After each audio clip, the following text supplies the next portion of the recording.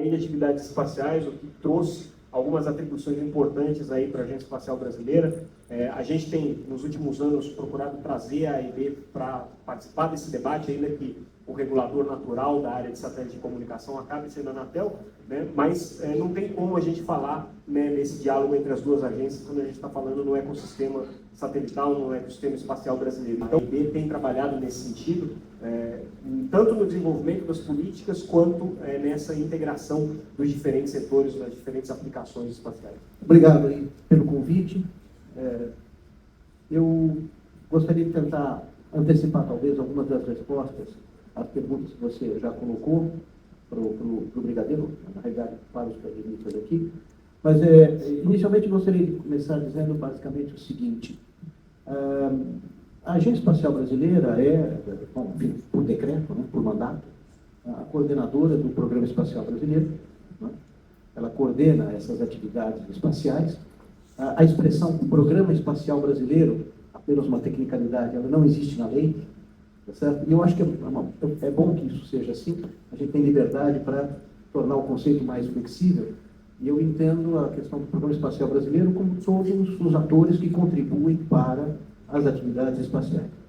Mas a agência, de qualquer forma, coordena essas atividades, pelo menos no plano civil, né? E ela precisa... Tem duas atividades fundamentais que a agência faz. Ela trabalha na parte de regulação, isso é verdade, e ela trabalha na parte de coordenação e fomento. Ela não é uma agência de fomento, mas ela fomenta o Programa Espacial Brasileiro, ela financia, através dos orçamentos do Ministério de Ciência, Tecnologia e Inovação, os programas espaciais diretamente ligados à agência espacial.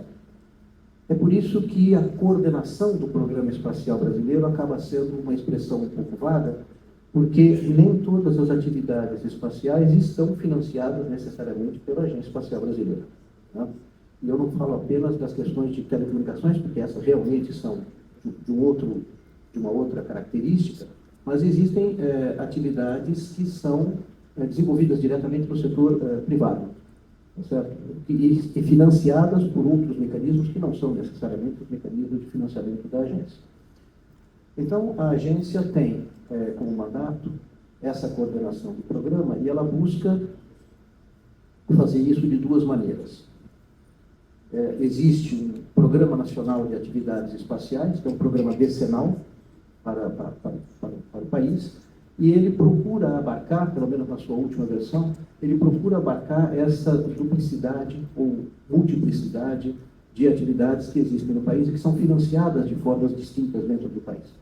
Então, a forma tradicional, que é a forma que historicamente os programas espaciais no mundo evoluíram, é a forma em que o Estado banca o programa espacial. Uma forma que ainda é muito importante, ainda é muito presente, tá certo? Mas é uma forma que hoje convive com uma outra forma de financiamento de outras maneiras. Você tem venture capital, você tem financiamento próprio do setor privado, você tem financiamento, inclusive, de órgãos multissetoriais do mundo que podem investir, embora eles não sejam agências espaciais, podem investir no setor espacial. E aí, mesmo dentro do país, a gente vê, dentro do governo, a necessidade do uso da atividade espacial por vários ministérios ou outros órgãos. Isso acontece frequentemente. Vou citar apenas o exemplo do Ministério do Meio Ambiente e Mudanças Climáticas, né? O MMA, que desde há muito tempo, na realidade, já financia e apoia as questões de monitoramento do meio ambiente, em particular dos biomas brasileiros. Então, você tem uma paleta de formas de, não apenas financiar, mas de utilizar o setor espacial, o Programa Espacial Brasileiro. E a Agência Espacial tenta coordenar essas atividades todas, seja diretamente, investindo em missões que são missões de Estado, seja indiretamente, fomentando o setor privado e buscando parceria com outros atores para fomentar. Uma das coisas que a agência faz desde sempre, mas que agora tem, não vou dizer novas obrigações, mas tem obrigações mais claramente definidas, são aquelas que estão estabelecidas na a Lei Geral de Atividades Espaciais, recentemente promulgada. Né? O que acontece nesse caso? Basicamente, a lei reforça algumas coisas que já eram sabidas. Né? Existe uma agência espacial brasileira, no sentido que existe, agora chamada Autoridade Civil Espacial, mas existe uma agência espacial brasileira que regula as atividades, que licencia, que autoriza lançamentos para o Programa Espacial Brasileiro Civil, a sua atividade civil. E se coordena com a autoridade militar naquelas coisas que são da alçada da atividade militar. Qual é a grande preocupação da Agência Espacial Brasileira nesse momento? Né? Nós temos uma preocupação de curto prazo, que é a preocupação da regulamentação. Tem coisas que são tipicamente da Agência Espacial Brasileira que têm que ser regulamentadas. Tem prazos, inclusive, colocados na lei. Eu tinha pedido para que isso fosse cancelado, eles não aceitaram. O presidente não vetou, eu gostaria que tivesse vetado. Então, nós temos prazos para a regulamentação de certos aspectos da lei, né? Por exemplo, o RESPA, né? O registro para a parte das atividades espaciais. Então, nós estamos trabalhando, esse é o primeiro momento, de curto prazo, nós estamos trabalhando na regulamentação da lei. Tem vários aspectos. Ao longo da lei, se vocês lerem, quase 50 lá, mais plus artigos da lei, tem vários momentos em que a lei precisa ser complementada. Com uma norma, com um regulamento, uma regulamentação própria, tem várias expressões espalhadas pela lei, e isso tem que ser trabalhado. Então, uma parte disso é o trabalho da agência agora. O que é que nós vamos fazer, como é que nós vamos regular isso daí. E a segunda preocupação, que está associada a essa primeira, que é uma preocupação de mais longo prazo, é a seguinte. Quando a lei estava sendo discutida, uma das grandes preocupações, e isso foi muito discutido, e certos aspectos da lei originalmente colocada foram modificados, uma das preocupações grandes, não apenas da Agência Espacial Brasileira, mas da ISA também, era que a lei não deveria criar empecilhos ou obstáculos, seja para atividade privada, seja para atividade de pesquisa científica. E nós tínhamos alguns receios de que isso acontecesse.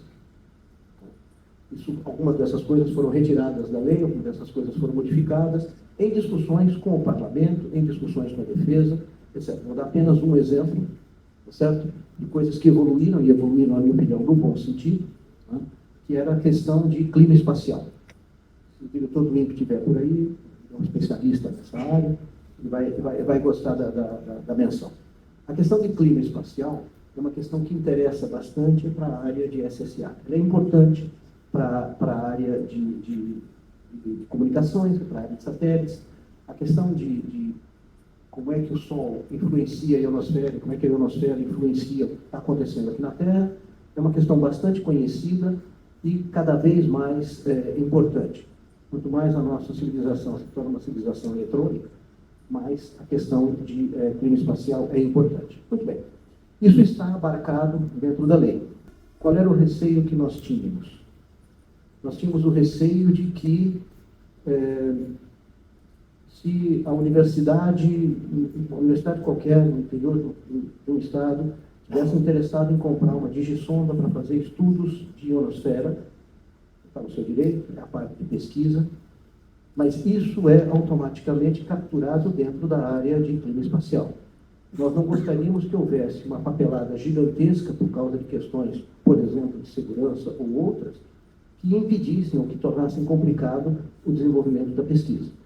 Ao mesmo tempo, nós não queríamos deixar de lado a obtenção das informações que são úteis e necessárias para uma série de atividades, inclusive para a área de defesa.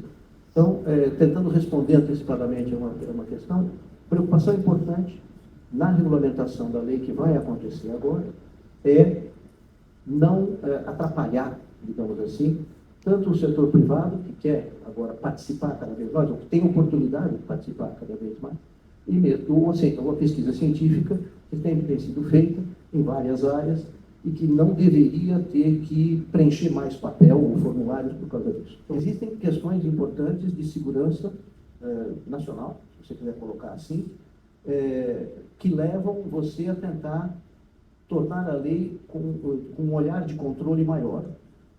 Isso está tensionado, por um outro lado, com questões do tipo cut the red tape, né? Diminua a sua burocracia. Eu quero cada vez mais liberdade e quero cada vez menos controle para poder fazer as coisas andarem rapidamente. E aí faz muito tempo que a gente se demanda uma lei geral do espaço, né? O Space Act, aqui no Brasil. Normalmente, né, quando a gente tem uma legislação, ela pode trazer um efeito muito positivo, que é um efeito de fomentar uma determinada indústria, de dar previsibilidade, dar segurança jurídica e tudo. E algumas vezes ela pode também inibir o desenvolvimento, né? Quando a gente está falando de um setor extremamente inovador, como é o setor dos satélites, no teu entendimento, essa lei ela é uma lei que vai dar segurança para o desenvolvimento do mercado. Ela não tem nenhum potencial de inibir a inovação.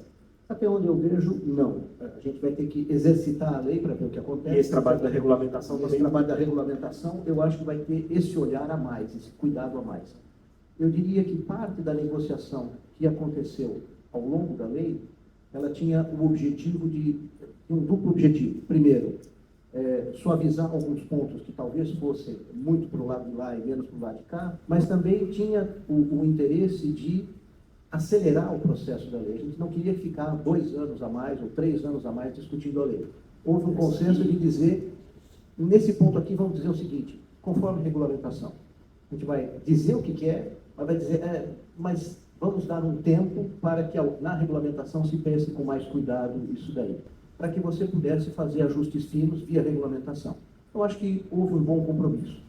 A visão que eu tenho, menos como presidente, mais como engenheiro que trabalhou na área espacial durante algum tempo, é que o Programa Espacial Brasileiro, apesar de modesto comparado aos grandes investimentos que são feitos aí fora, ele é um programa consolidado e eu diria bem sucedido. Nós temos ativos no espaço, nós temos utilização desses ativos, nós utilizamos, por exemplo, os nossos satélites para fazer monitoramento do desmatamento da Amazônia. Então, nós avançamos naquilo que normalmente, que era a proposta original do programa espacial, aquilo que normalmente a gente chama do upstream.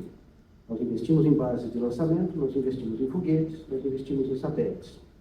E nós temos uma política de dados, que eu acho que é conhecida de todo mundo, que é uma política de dados aberta para os satélites nacionais.